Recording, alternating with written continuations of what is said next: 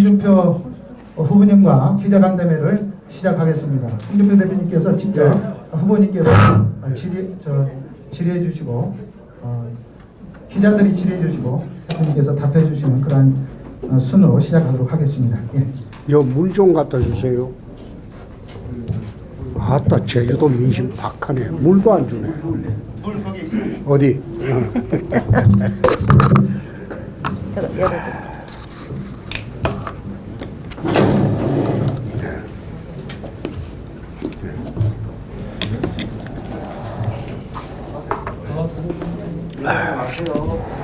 오랜만에 제주도 왔습니다. 제가 제주도를 온 것은 제주도민들과 제주의 당원 동지들에게 이제 앞으로 우리가 대선을 앞두고 제 생각이 어떻고 또 제주도민들의 생각이나 당원들의 생각이 어떻고 그 말씀을 들어보기 위해서 왔기 때문에 제가 할 말은 우선 나중에 하기로 하고 우선 기자분들의 질문부터 받도록 하겠습니다. 질문하시죠. 예. 후보님, 그 제주도 제일 큰 현안 중에 하나가 제주도의 제2공항을 건설하는 문제인데요. 지금 정부에서 환경적인 문제가 있다고 해서 일단 중단을 시켜놓은 상태거든요. 지역에서도 찬반 논란이 좀 있고요. 이 부분에 대해서 앞으로 어떻게 해야 된다고 생각하시는지 말씀해 주시죠. 제주도의 공항 수요가 폭증하는 것은 그건 객관적인 팩트죠. 그래서 공항이 하나 더 필요하다는 것은 그것은 도민들도 아마 그것은 인정을 할 겁니다.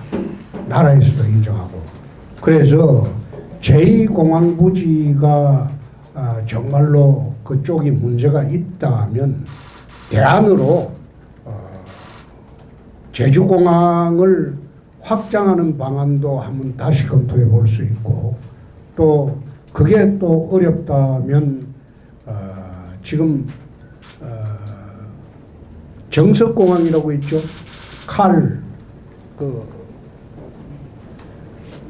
칼에서 하고 있는 공항. 그게 한 200만 평 된다고 내가 들었습니다.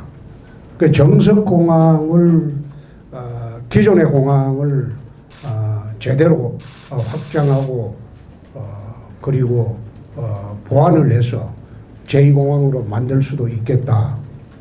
그런 생각을 갖고 있습니다. 특히 그 정석공항 그 부지가 안개가 잦은 지역이라는 결점은 있다고 합니다. 그러나 안개가 잦을 경우에는 제주공항으로 착륙지를 옮길 수도 있고 안개가 1년 365일 다 끼는 것도 아니기 때문에 그런 문제도 전부 시뮬레이션을 해서 현재 제2공항 부지로 되어 있는 부분에 대해서 부적절하다면 그런 대안도 있다. 이런 말씀을 드립니다. 또요. 네. 아까 사산 수년 공원에서 그 대보상 문제를 얘기하실 때 대상 문제는 법률적 시비가 있을 수 있다라고 얘기하셔서 보상이 적절하다고 말씀하셨는데요. 거기에 대한 좀 구체적인 입장이 어떠신 건지 좀 설명 부탁드릴게요. 중요한 거는 배상이냐 보상이냐 그게 중요한 게 아니고 어떻게 하면 유족들이나 고인의 명예를 어떤 식으로든 달래줄 수 있느냐 그 문제라고 봅니다. 왜 배상 문제가 법률적으로 문제가 되냐면 시효가 있습니다.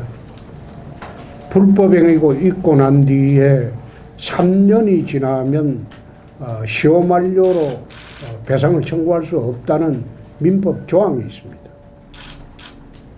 그래서 그것을 어떤 식으로든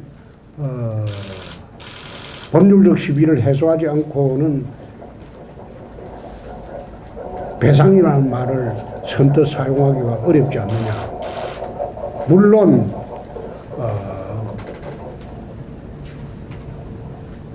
양민들 학살 행위는 배상을 하는 게 맞죠. 그건 보상이 아니고.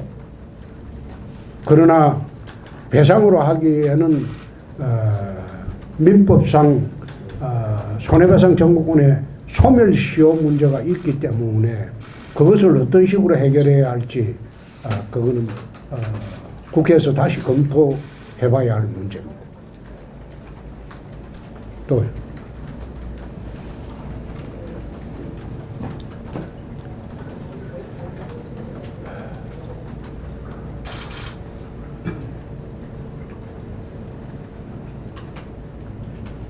의원님 이번에 저기 같이 경선에 참여하시는 후보 중에 원희룡 제주도지사도 있는데 원희룡 제주도지사 다시 오랜만에 이제 중앙정계에서 만나 보니까 어떻게 평가하시는지 좀 말씀해 주시죠. 경쟁자를 평가하는 것은 적절치가 않습니다. 제주 출신인데 좀 어떤 뭐 축혀 세워주셔도 좋고 뭐 어떻게 보십니까? 하지 않겠습니다.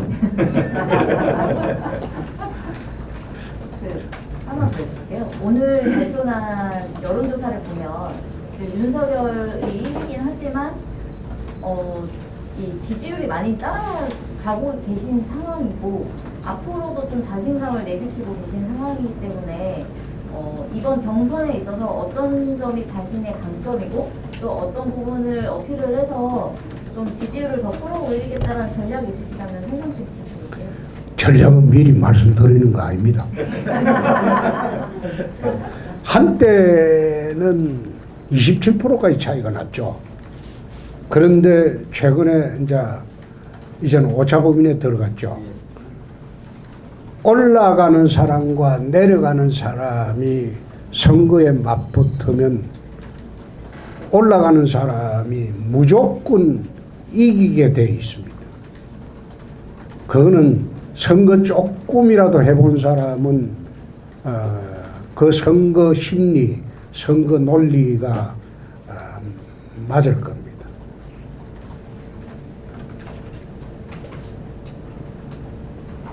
또 예. 제주에서 우리 김재원 기자입니다.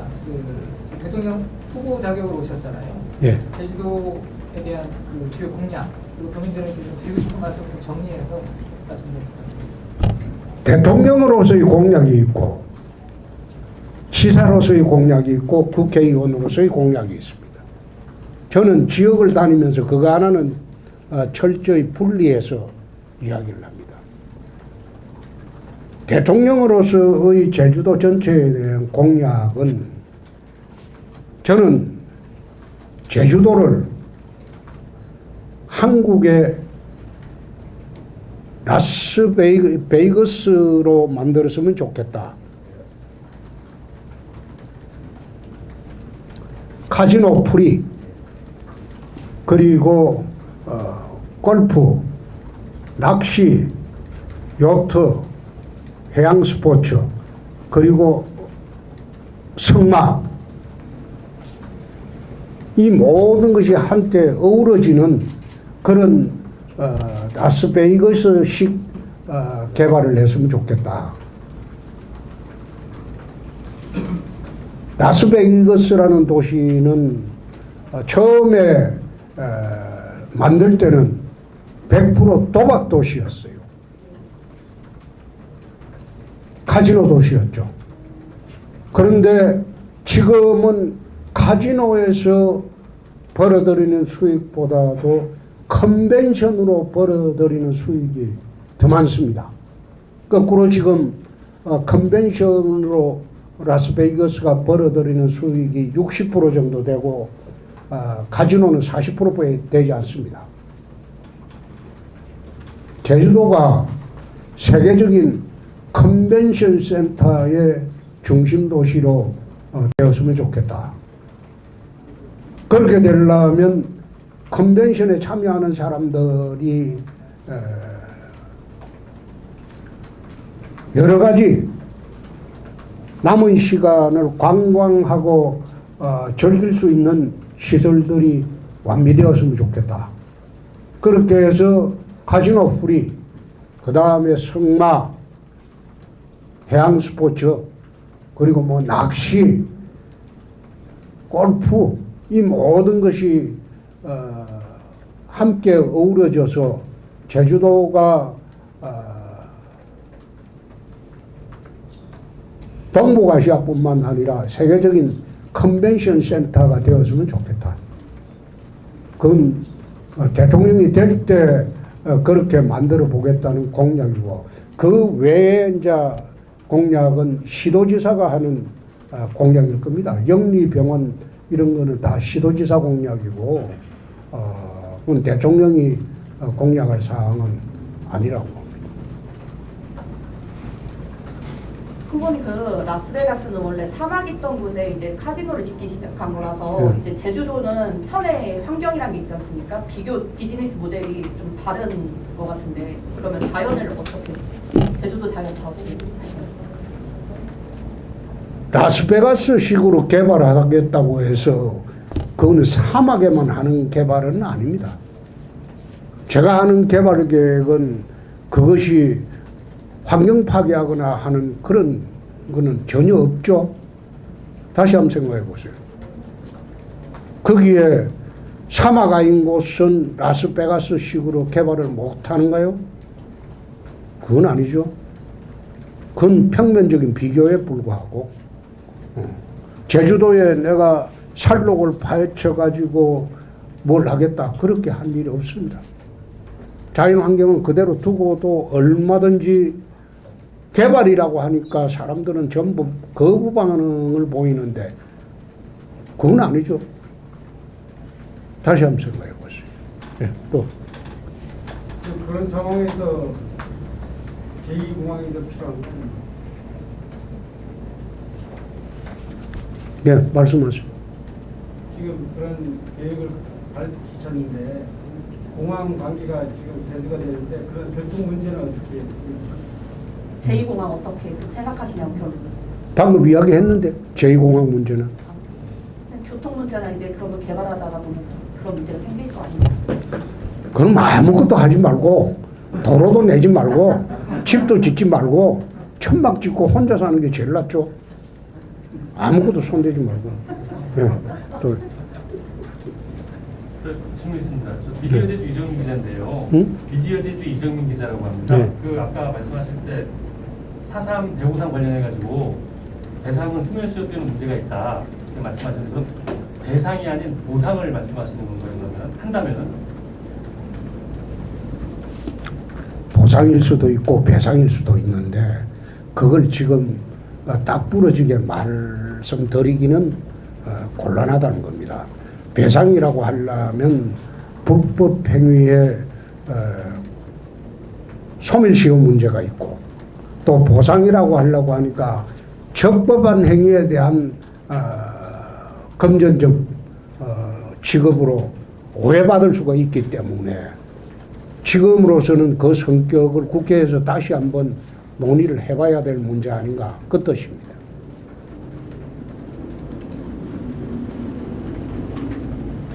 아까 말씀 중에 카지노 말씀하셨는데 응? 카지노 풀이라는 게 그 내국인 카지노까지 오픈을 하시겠다는 계획이신 건지 구상이 어떻게 되시나요? 그렇습니다.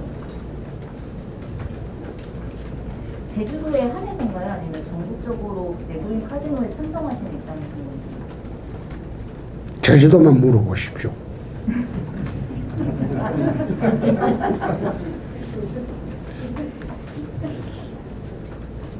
(93년도) 제가 슬러트 머신 수사하면서 카지노 수사를 해본 일이 있습니다. 카지노가 꼭 그렇게 나쁘다고 저는 보지 않습니다. 싱가포르 같은 경우에 그 엄한 나라가 카지노를 풀었습니다. 센즈그룹이 카지노를 투자를 해서 들어갔고, 센토사 유원지에 또 카지노가 대규모로 생겼습니다. 물론 싱가포르의 내국인 허용 카지노를 두 곳을 큰 곳을 허용을 해서 사회적인 문제도 있습니다. 그러나 전체적으로 싱가포르 GDP는 많이 올랐다.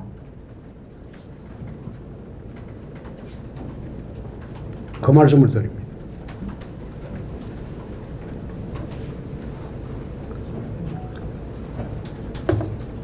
예.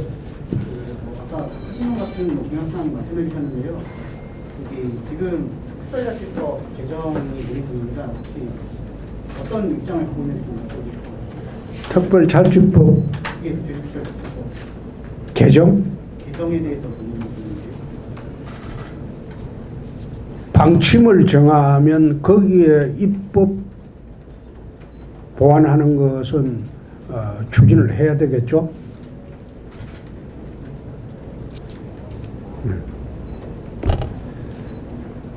그 전국사항임담은 국회에서 오늘 언론중재법 논의를 하는데 이 부분에 대해서는 오늘 이제 이미 언론중재법에 대해서는 어제 1인 시위도 한 바 있고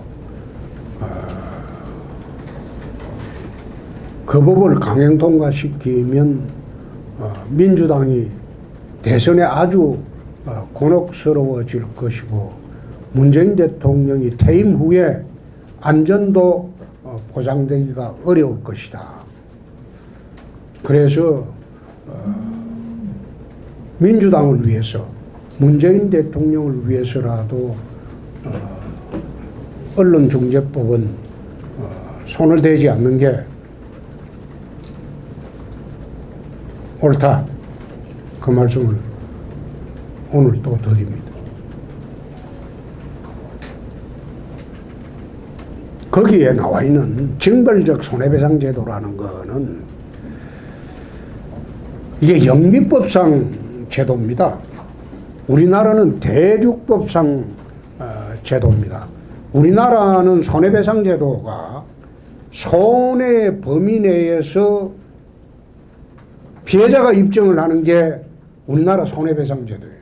대륙법상. 그러나 영미법상 손해배상 제도는 손해 범위를 넘어서서 형사적 징벌과 같은 그런 제도가 징벌적 손해배상 제도입니다. 우리나라 법 체제하고는 맞지 않아요. 그런데 이 법을 징벌적 손해배상 제도를 2010년도에 제가 국회 정무위 있을 때 한번 통과시킨 일이 있습니다. 그게 한국 법제하고는 맞지 않지만은 왜 그때 정무위에서 징벌적 손해배상 제도를 통과시켰나 하면 재벌 기업이 중소기업의 기술을 침탈하거나 탈취할 때 그때는 일반 손해배상보다도 징벌적 손해배상 제도를 한국 최초로 2010년도 제가 발의해서 통과시킨 일이 있습니다. 그 이후로 매년 26, 7%에 이르던 기술 탈취 관행이 거의 없어졌습니다. 그런 경우에 한해서 징벌적 손해배상 제도를 예외적으로 도입하는 것이지 언론관계법에 징벌적 손해배상제를 도입하는 것은 이것은 언론 재갈 물리기 법에 불과하다. 그러니까 그런 법은 만들면 안 된다는 겁니다.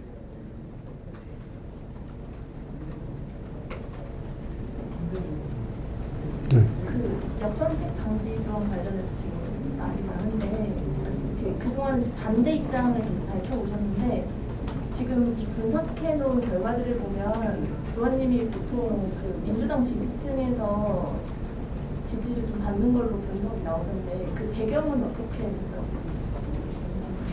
나는 그 의의가 없는 게 80년대 레이건 대통령이 공화당입니다. 그런데 민주당 지지층의 표를 참 많이 받았어요. 민주당을 지지하나 대통령 후보는 레이건으로 한다. 레이건이 그래서 압승한 거예요. 그런 게 여태 언론이나 우리 그 여론조사 기관의 확장성이라고 했습니다. 그걸 두고 어떻게 지금 시비거리로 삼고 있는지 난 이해가 되지 않는다. 응? 지난번에 경선준비위원회에서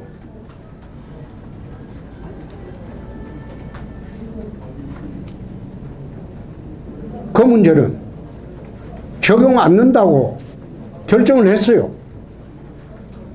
최고위원이 추인도 받았어. 그런데 경선준비위원회는 당의 기구가 아니었던가요?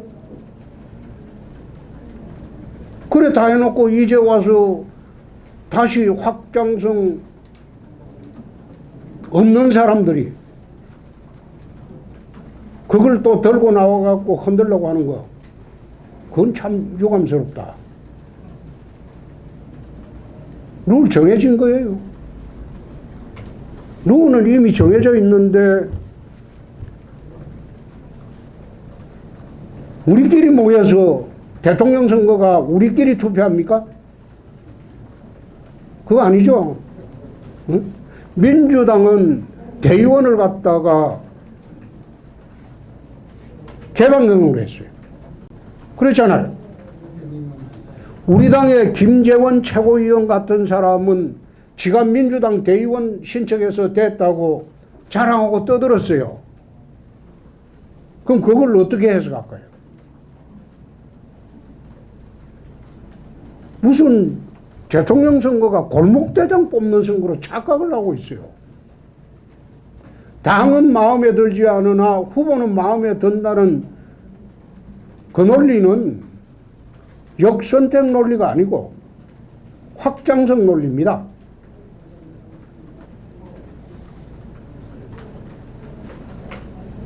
그걸 다시 논의한다는 자체가 경선을 깨자는 것밖에 안 돼요. 그렇게 하면 안 돼요. 예. 또.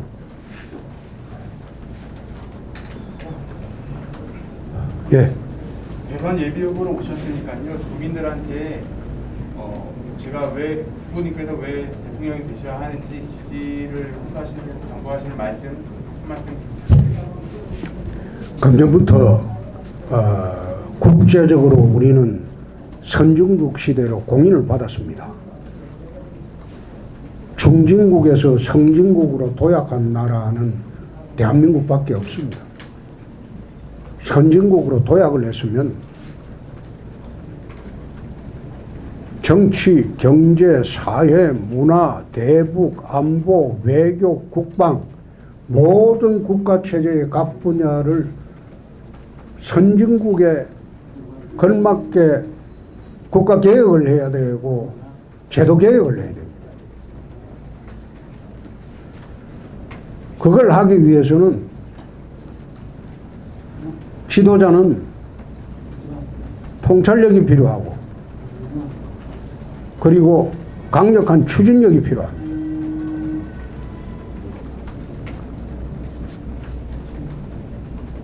그래서 여야를 통틀어서 그런 점에서는 제가 제일 낫지 않은가 그런 말씀을 오늘 드립니다.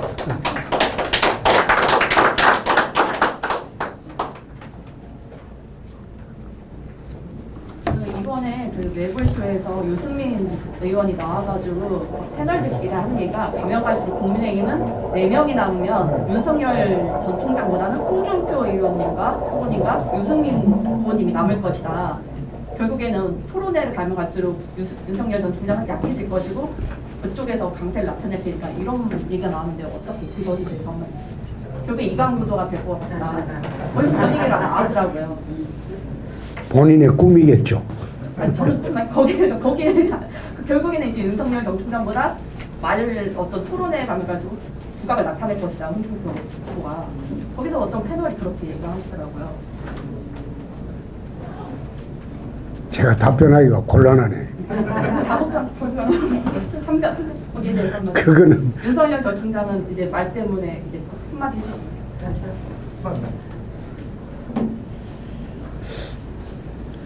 답변하기 곤란하네.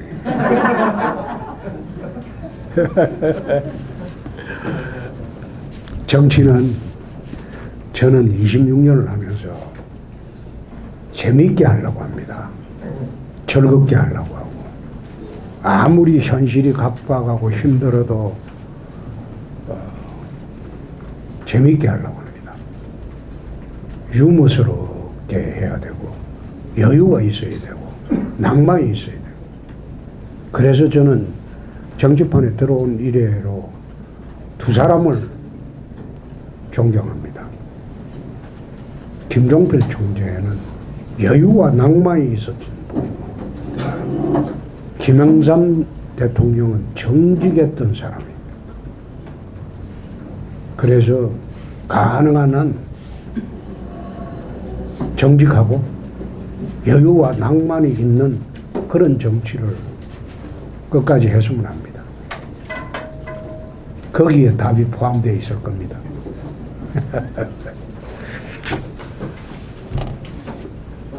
아까 질문에 답변 조금만 더 드리려고 하는데 아까 레이건 대통령 말씀하셨는데 그러면 이제 후보님께서 뭐 이렇게 뭐 이런 공약이라든지 뭐 이런 것들이 민주당 지지자들의 그 마음을 사로잡았다고 보시는 건지 아니면 레이건 대통령이 본인이 닮았다고 평가를 하시는 건지.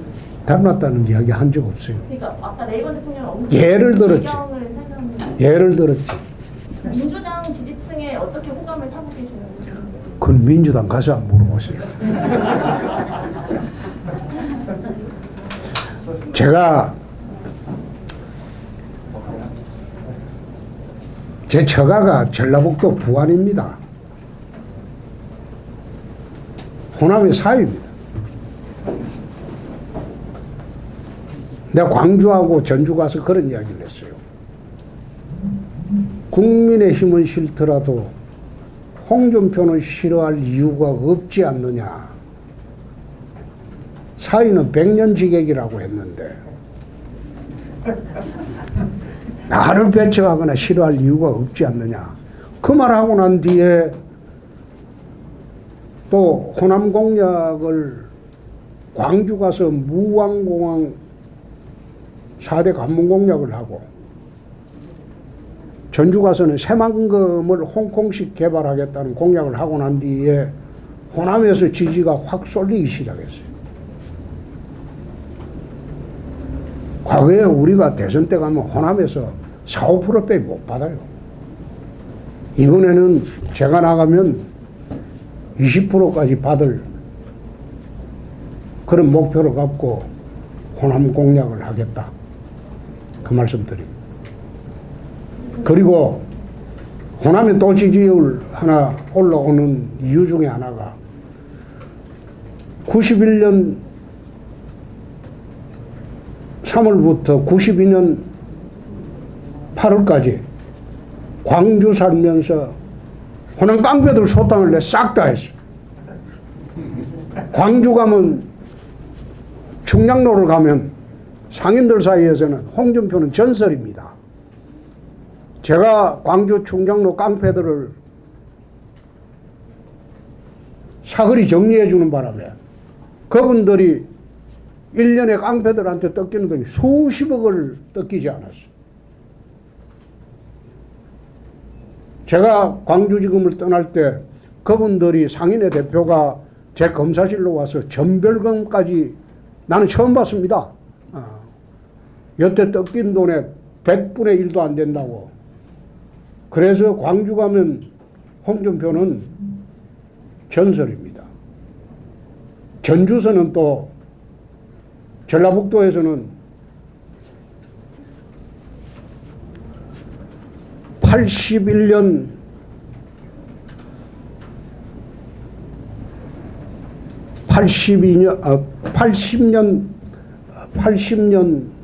그리고 81년 1년 6개월간 군부대에서 방위 소집을 했습니다. 거기서 전북 도민으로 1년 6개월을 살았습니다. 전북 사위로서. 그래서 호남의 지지가 높다는 거예요. 역선택에 의한 거라고는 생각 안 하고 계시네요. 응? 역선택에 의한 것이라고는 분석하고 계시는 분은 없으신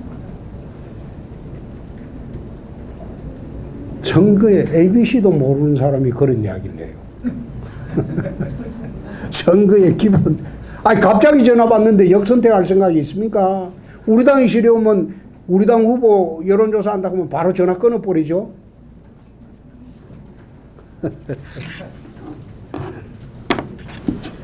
자, 이제는 뭐 기자분들은 끝난 것 같고, 그렇죠?